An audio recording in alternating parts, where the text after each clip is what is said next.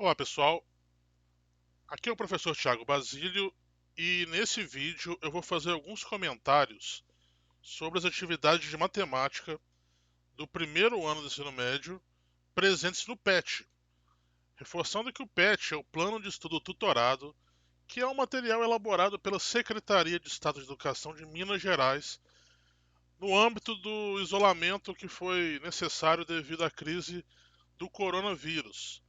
A gente está impedido de fazer atividade presencial, então esse foi um modo encontrado de tentar contornar essa situação que a gente está vivendo. Na primeira semana de estudo aí, isso vai se estender para as próximas, o conteúdo que a gente vai estudar é o de notação científica. A habilidade que a gente vai desenvolver é a de resolver problemas que envolvam operações elementares com potências de 10. Tem a possibilidade da gente trabalhar conjuntamente com as disciplinas de física e de biologia. Mas vamos logo para a atividade da semana. Na primeira a gente tem uma charge. O título da charge é Em Tempos de Coronavírus. E nela você tem um celular sendo carregado em uma maca, várias notificações saindo dele, remetendo um pouco ao WhatsApp, né, pelo símbolo ali. E o enfermeiro está dizendo que ele entrou em coma por excesso de informações sobre o coronavírus. Letra A. Dê sua opinião sobre a charge. Pessoal, a gente sabe que opinião é uma coisa pessoal, sempre foi, né? Só que é importante que a opinião ela esteja embasada.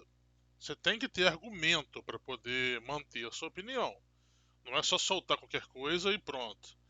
O que eu vou fazer aqui é tentar mostrar alguns encaminhamentos que vocês poderiam ter tomado para poder chegar nessa resposta.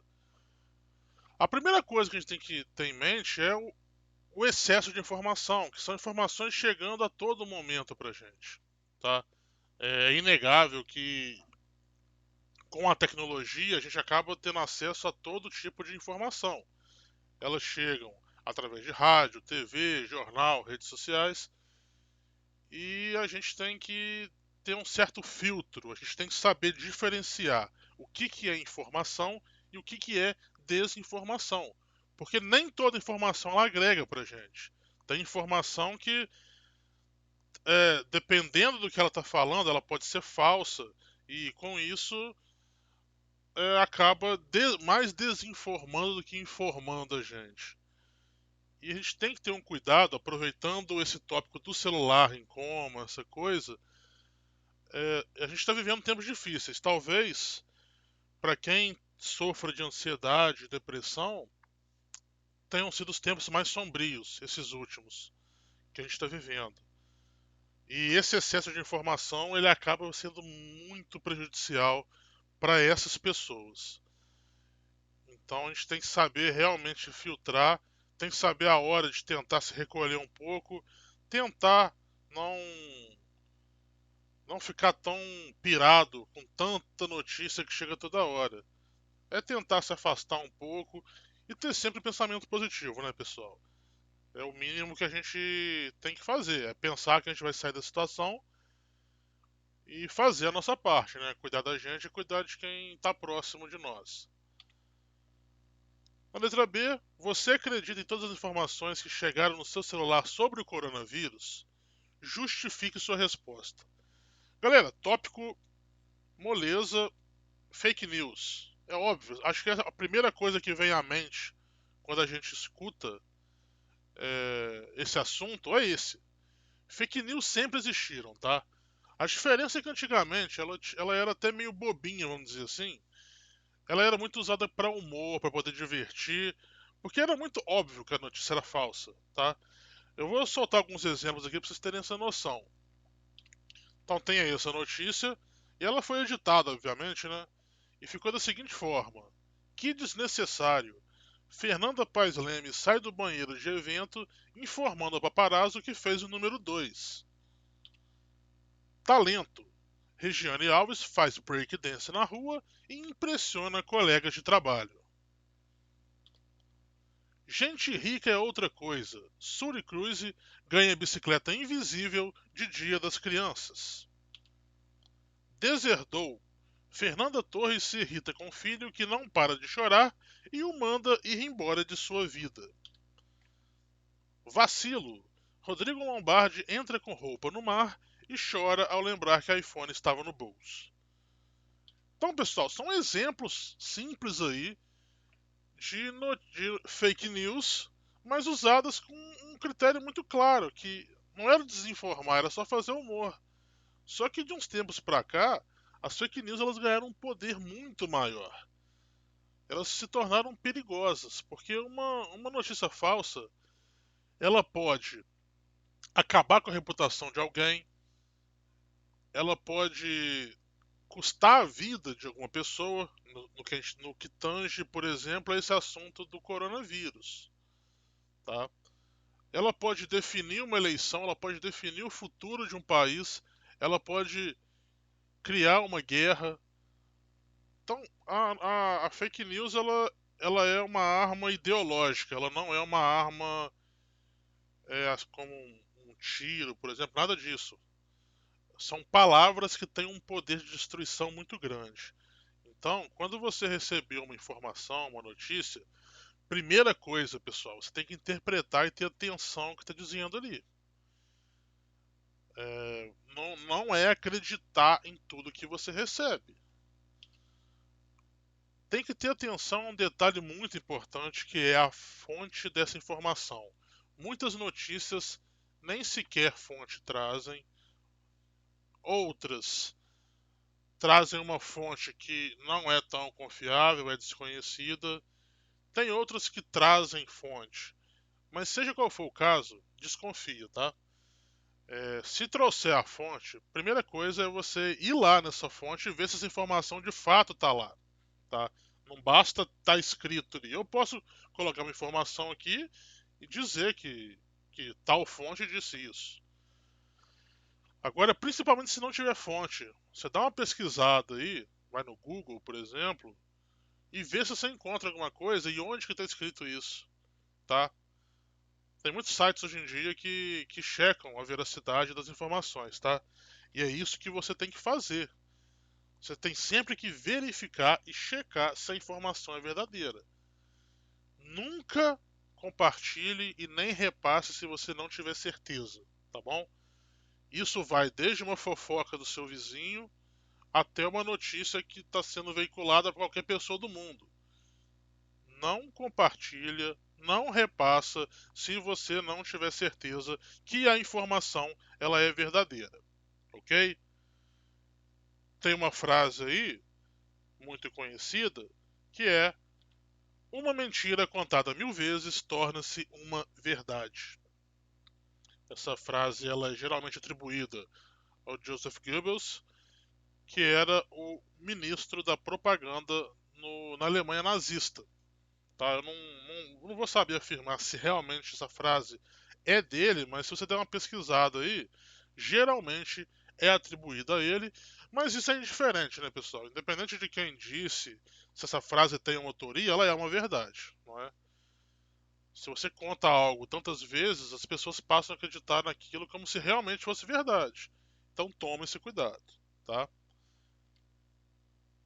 Atividade 2. Uma das informações entre tantas que circularam foi: o coronavírus é bastante grande, diâmetro de 400 a 500 nanômetros.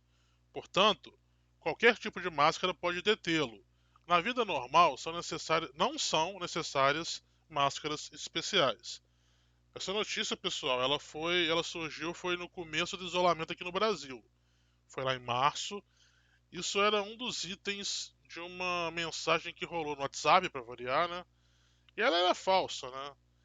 A gente sabe que qualquer pessoa doente, quem lidasse com ela, tinha que usar máscara.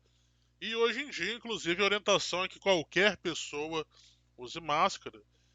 Ela não precisa ser especial, pode ser uma máscara caseira e tudo, mas tem que ser usada, né, para poder diminuir a possibilidade de ser contagiado.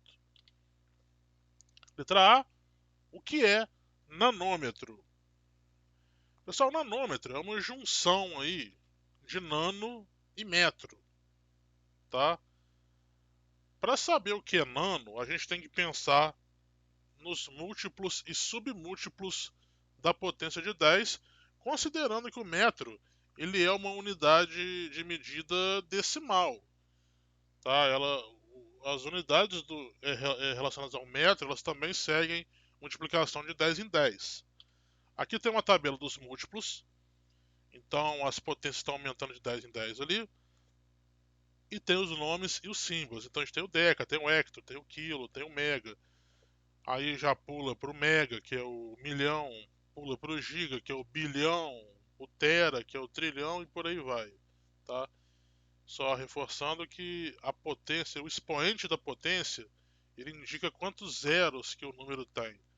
Então, por exemplo, 10 elevado a 15 ali, que é o peta, ele é o 1 seguido de 15 zeros, tá? E temos os submúltiplos. O submúltiplo já é o contrário. A divisão é por 10. Então o número foi dividido. Quando você divide, você usa expoente negativo. Então, quando a gente divide por 10, que é o 10 a menos 1, a gente obtém o desse. Quando a gente divide por 100, que é o 10 a menos 2, é o cent. E o importante para a gente está ali, ó, o 10 elevado a menos 9. Lembrando que o 10 elevado a 9, que são 9 zeros, ele é o bilhão, então a gente está dividindo por 1 bilhão e a gente obtém o nano. O símbolo do nano é o N. E é isso que a gente quer. Então o nano ele é o nome que a potência 10 a menos 9 recebe. Tá? Então ele é a divisão por 1 bilhão, que dá esse resultado aí, são 9 zeros, incluindo o antes da vírgula, até que se chegue ao 1. O 1 está na nona casa depois da vírgula. Então, o nanômetro ele vem a ser a bilionésima parte do metro, ok? Então, por um lado, um nanômetro tem esse valor e por outro, o metro ele tem 1 bilhão de nanômetros. Então, os dois números em questão de escrita eles são grandes por terem muitos algarismos. Só que o nanômetro ele é grande na escrita, mas ele é pequeno em relação ao seu tamanho, ao que ele representa. E no caso do metro, em relação ao nanômetro, já é o contrário. Ele é grande em ambos os casos. Ele é grande na escrita e ele é grande no seu valor também. Quando você lê a palavra nanômetro, ela te dá uma ideia de... Pessoal, pensa numa régua aí. Eu não vou citar o nome da marca ali, de Libra, mas repara que uma régua comum ela é graduada em centímetros, certo? Então a gente tem 0, 1, 2, 3, 4, 5, 6. Isso são centímetros. Essas marcações que tem entre os centímetros, elas correspondem aos milímetros. Então a gente vai pegar um pedaço ali. Pessoal, o milímetro, ele é esse espaço que tem entre duas marcas ali. Então esse é o milímetro. Para vocês tentarem imaginar o que é o nanômetro, eu vou informar a vocês que 1 milímetro ele contém 1 milhão de nanômetros. Então pensa bem como que você gera o seu nanômetro. Para pensar, você tem que pegar esse pedacinho ínfimo que tem ali na régua e dividir esse pedacinho em 1 milhão de partes. Eu mal consigo dividir isso ao meio, de tão pequeno que é. Imagina você dividir em 1 milhão. Galera, é muito pequeno, não dá para imaginar, tá? Então, o nanômetro ele dá a ideia de algo realmente muito pequeno, muito, muito mesmo. Eu vou sugerir que vocês deem uma pesquisada sobre a nanotecnologia, tá? É uma tecnologia que trabalha em escala nanométrica, ok? É muito usada hoje em dia e ela tem um potencial enorme. E para fechar com a letra C, transforme o tamanho do coronavírus para a potência de base 10. Então a gente vai trabalhar com os tamanhos informados nesse enunciado da questão. A gente vai fazer de duas formas. A primeira forma a gente vai manter o nanômetro, tá? Porque quando a gente trabalha com conversão de unidade, de número, na verdade, né, a gente tem que considerar a unidade que vai ser utilizada. Então vamos manter o nanômetro primeiro. Vamos converter o 400 nanômetros. Pessoal, a gente pode escrever o 400 como 4 vezes 100, né? 4 vezes 100 dá 400. Repare que esse 100, ele está na família das potências do 10. Ele é o 10 ao quadrado. Por que é 10 ao quadrado? Porque termina em dois zeros. Então a gente pode trocar esse 100 por 10 ao quadrado. E aí pronto, a gente acabou de escrever o 400 como uma potência de 10. Uma potência de base 10. Fazendo o mesmo com o 500 é 5 vezes 100, então vai ficar 5 vezes 10 ao quadrado, ok? Agora suponha que a gente queira trabalhar com metro ao invés do nanômetro. Então a gente vai usar esses valores que a gente obteve.